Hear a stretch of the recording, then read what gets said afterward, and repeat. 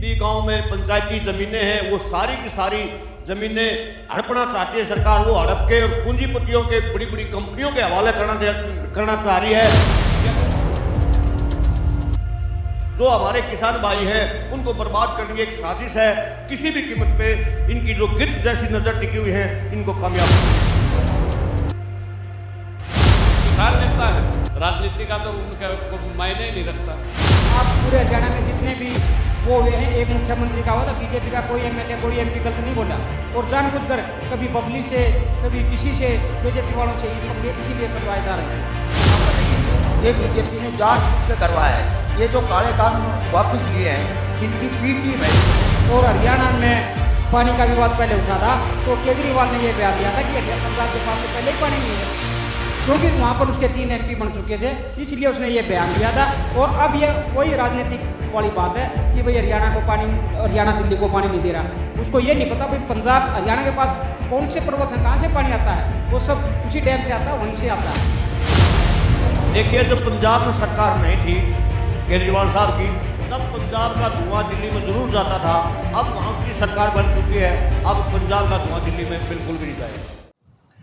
नमस्कार, मैं संदीप शर्मा और आप देख रहे हैं सिटी तायल का। और आज हरियाणा के तमाम जो चडूनी ग्रुप के सदस्य थे, पदाधिकारी थे, सभी प्रदेश सतर की एक मीटिंग कुरुक्षेत्र के अंदर जो जाट धर्मशाला वहां आयोजित की गई थी, जिसकी अध्यक्षता गुरनाम सिंह चडूनी कर रहे थे। और हरियाणा के जो प्रदेश उपाध्यक्ष सत्यवान नरवाल हैं वो भी पहुंचे थे। और कई जिलों के जो जिलाध्यक्ष है चडूनी ग्रुप के, तमाम लोग उस मीटिंग में शामिल हुए। क्या कुछ अंदर बातचीत हुई, उस बैठक में क्या रणनीति बनाई गई, हमारे साथ सत्यवान नरवाल मौजूद हैं। किस तरह से क्या जो मीटिंग की गई थी सत्यवान जी, और क्या आप लोगों को नए निर्देश दिए गए हैं?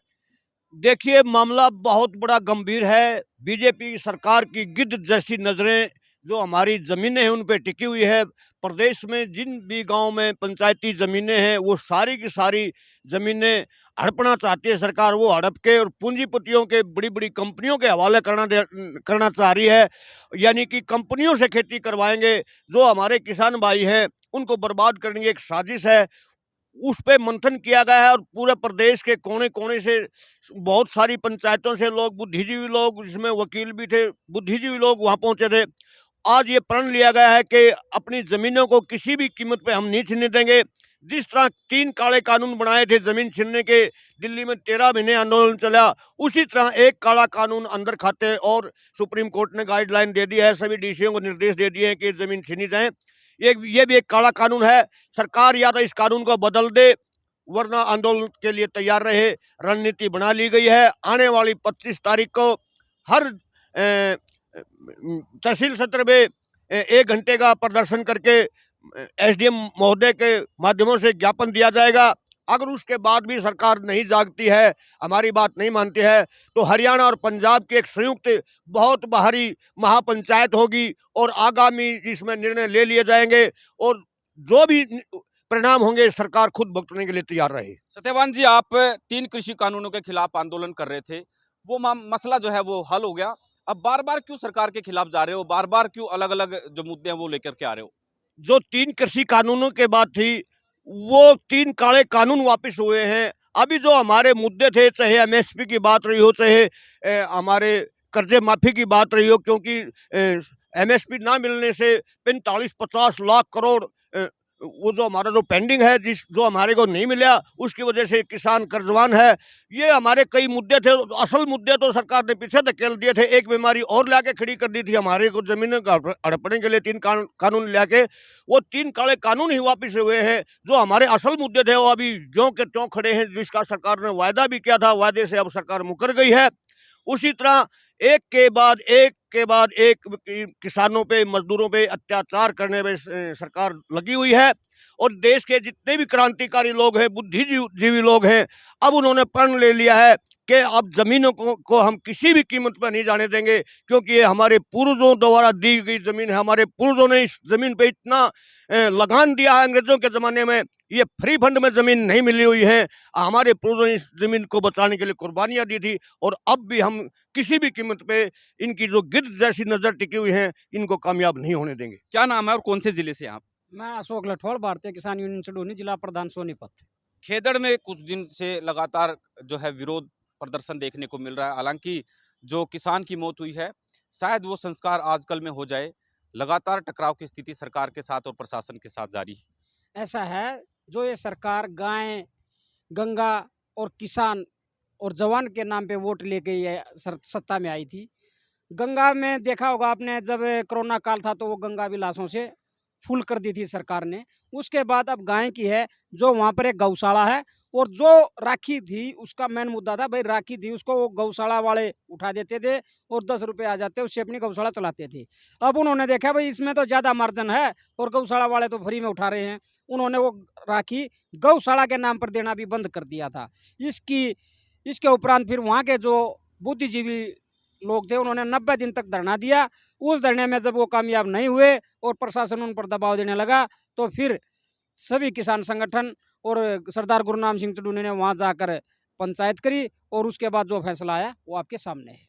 गुरनाम सिंह चडूनी को आप सीरियस ले रहे हैं? वो तो जो चुनाव में उतरे थे, पंजाब चुनाव में शिकस्त जो है उन्होंने मानी और हार का सामना करना पड़ा। जो सरकार है, सरकार के द्वारा भी कहा जा रहा था कि भाई वो पॉलिटिकल आदमी है, और आप लोग अब भी उनके ऊपर विश्वास कर रहे हैं। उनकी साख पॉलिटिकल आदमी है, सच्चाई और ईमानदारी के प्रतीक है। नॉन पॉलिटिकल कैसे? आप तो चुनाव लड़ चुके हैं। को एक भी ये बता दो आप कौन सा चुनाव कहाँ से लड़ा है।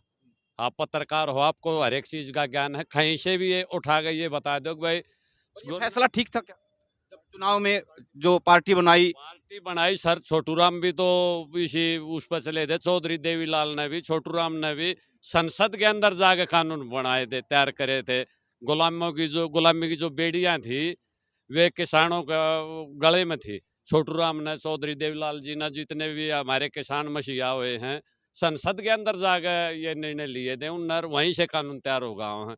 उसने एक आवाज उठाई थी अगर भाई ये बाहर से नहीं काम चलेगा, अंदर से जाकर संसद के अंदर जाकर कानून बनाएंगे। इस वजह से पार्टी का वो करादार, वो तो किसान नेता है, राजनीति का तो उनका को मायने ही नहीं रखता।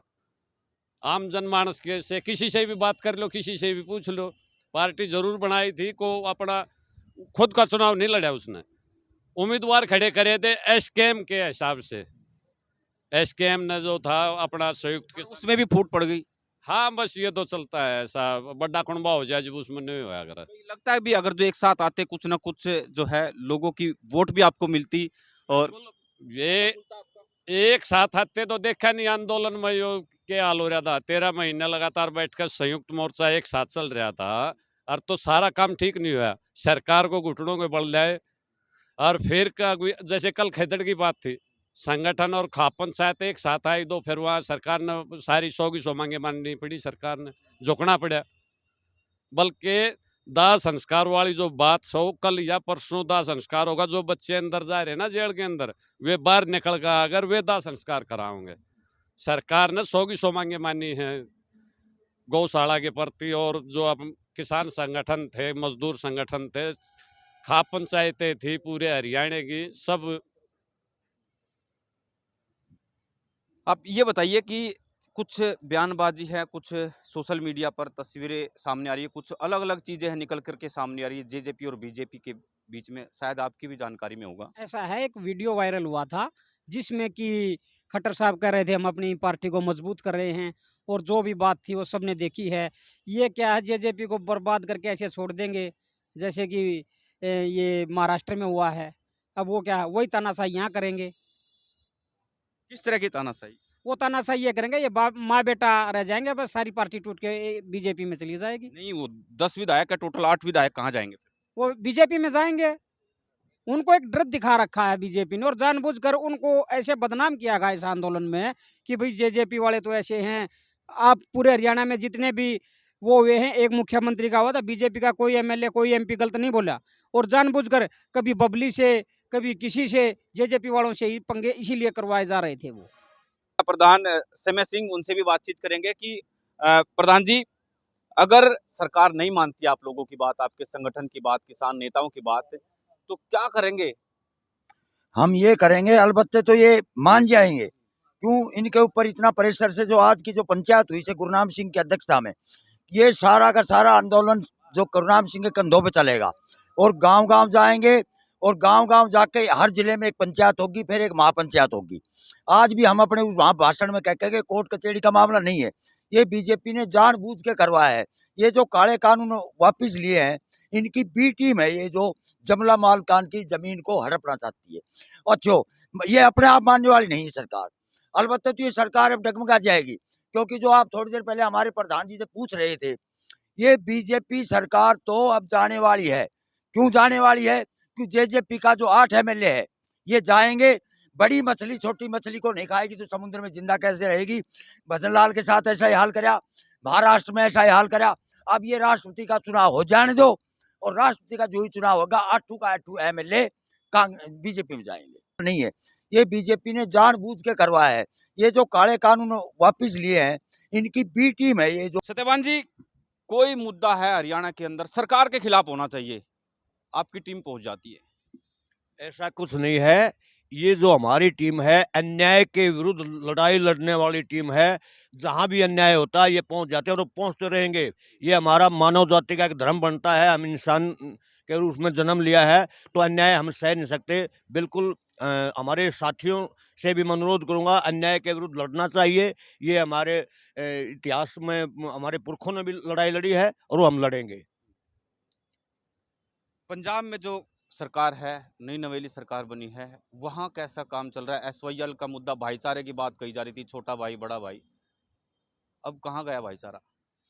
ऐसा है, भाईचारा तो हमारा था और है और रहेगा, क्योंकि एक परिवार अलग हो जाता है तो इसका मतलब ये नहीं कि उनका भाईचारा खराब हो जाता है। पंजाब का और हरियाणा का भाईचारा था और है और रहेगा। और जहाँ तक एसवाईएल के पानी की बात है, एसवाईएल ये राजनीतिक मुद्दा बन चुका है। कोई भी राजनीतिक पार्टी इसको हल नहीं होना देना चाह रही। ये पानी खुद राजनीतिक पार्टियां इसमें रोड़ा अटकाए हुए हैं। समय आएगा, किसानों की सरकार बनेगी, उस दिन पानी भी आएगा, सारी चीज होंगी। आप भी होते थे और हम लोग भी वहां से लाइव कवरेज करते थे, तो उस दौरान जो पंजाब के लोग थे, किसान नेता थे, और जो वहां के मेन किसान थे, उनका ये कहना था भी हमारी तरफ से कोई कमी नहीं है, ना हम चाहते हैं कि भाई आपस में भाईचारा खराब हो, और हम कभी भी ऐसा नहीं चाहते भाई एसवाईएल का पानी हरियाणा को ना मिले। सिर्फ ये जो पार्टियां हैं, राजनीति पार्टियां, सरकार में सत्ता में बैठ करके ये राजनीति करती। बिल्कुल आपने सही कहा। जो आम जनमानस है, किसान है, मजदूर है, पंजाब का कोई भी ये नहीं चाहता कि हरियाणा को पानी ना मिले। वो सब खुश हैं इस बात में। लेकिन राजनीतिक पार्टियां अपनी रोटियां सेक रही हैं। राजनीतिक के ये मुद्दा है, ये भेंट चढ़ चुका है, इसलिए वो इस मुद्दे को हल नहीं होना देना चाह रहे। बिल्कुल आप ठीक कर रहे हैं। कोई भी हरियाणा का किसान हो चाहे पंजाब का किसान हो, वो ये नहीं चाह रहा कि पानी नहीं आए, सब चाह रहे हैं कि पानी आए।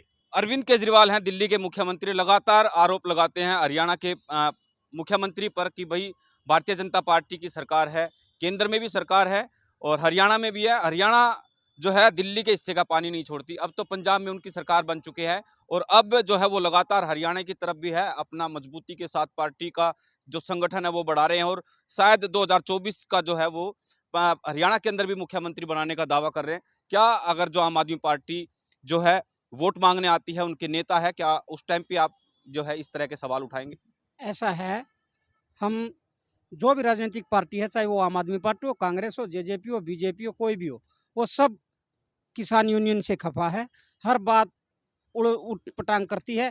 जो केजरीवाल की बात है, तो केजरीवाल जब दिल्ली के मुख्यमंत्री थे और हरियाणा में पानी का विवाद पहले उठा था, तो केजरीवाल ने यह बयान दिया था कि पंजाब के पास तो पहले ही पानी नहीं है, क्योंकि वहाँ पर उसके 3 एमपी बन चुके थे, इसलिए उसने ये बयान दिया था। और अब ये वही राजनीतिक वाली बात है कि भाई हरियाणा दिल्ली को पानी नहीं दे रहा।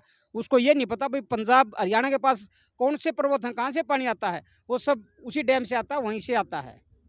जो जमीन की अधिग्रहण की बात कर रहे हूँ, आज बैठक हुई है और आगे की जो रणनीति है, किस तरह का ऐलान किया गया है? आज जो बैठक हुई थी उसमें ऐलान किया गया है कि हर गांव में जो पंचायती ज़मीन थी, वो हर गांव के बासिंदे की ज़मीन थी, 36 बिरादरी की ज़मीन थी। कभी एससी बीसी के प्लॉट काटे जाते हैं, वहाँ पर अगर कोई गांव में कोई सहूलियत होती है, स्टेडियम बनाना हो या और कोई पंचायत घर बनाना हो, हॉस्पिटल बनाना हो, तो पंचायती ज़मीन पे ही बनता है। सरकार क्या चाहती है कि उस ज़मीन को पूरी की पूरी को रेंट पे दे के और वहाँ पर फैक्ट्री लगाए या कृषि करवाए।